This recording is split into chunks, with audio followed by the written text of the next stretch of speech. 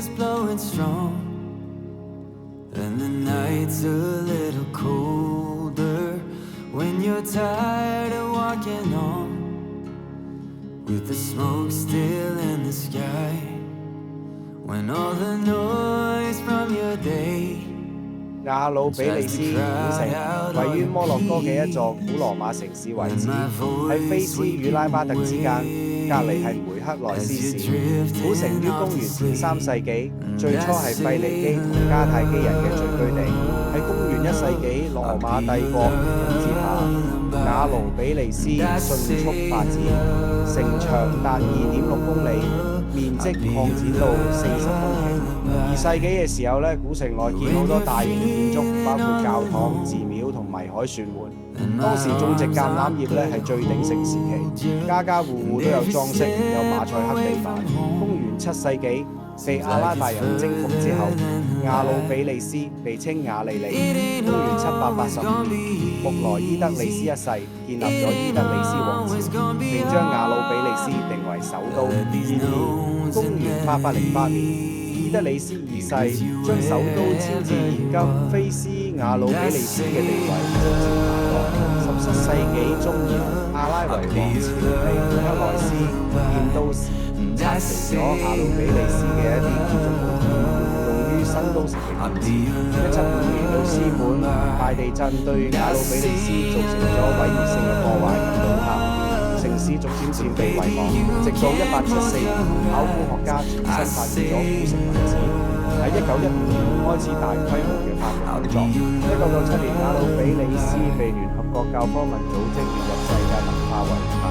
理由就係古城遺址展示咗多種文化嘅交融，包括腓尼基、迦太基、羅馬同伊斯蘭文化，並且保存咗豐富嘅考古遺跡，反映咗古城地區嘅歷史演變。So lay your head and when you think of me, let your mind take you to the sweetest dreams.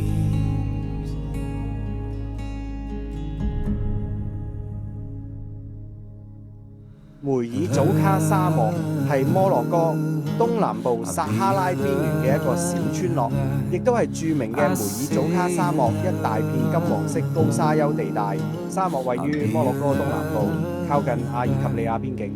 菲斯、馬拉克站都要一成日嘅車程。沙丘可高達約150公尺以上，日出日落時沙色會從金黃變橙紅色，非常壯觀。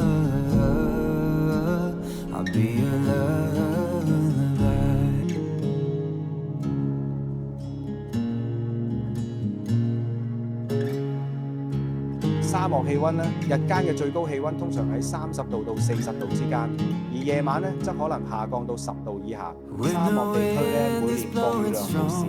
通常喺220毫米樓下，部分地區可能幾乎冇降雨水。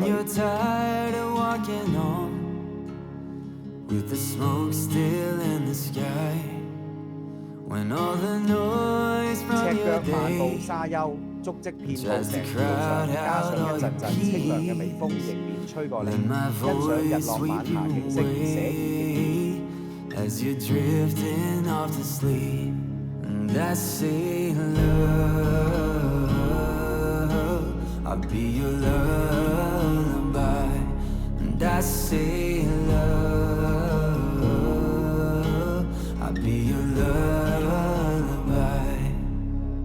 When you're feeling all alone and my arms aren't there to hold you and every step away。 沙漠嘅營地亦都提供豪華帳篷，配備舒適嘅床同埋私人浴室，擁有傳統嘅沙漠風格住宿。抬頭望下夜空，佈滿一串一串星群，可以遠離都市喧囂，適合尋求寧靜嘅旅客。到咗夜晚，一個野火晚會開始，民族音樂表演，悠揚傳統古樂聲中，令咗成個寧靜黑夜增添一啲氛圍。旅客亦可以參加，與眾同樂。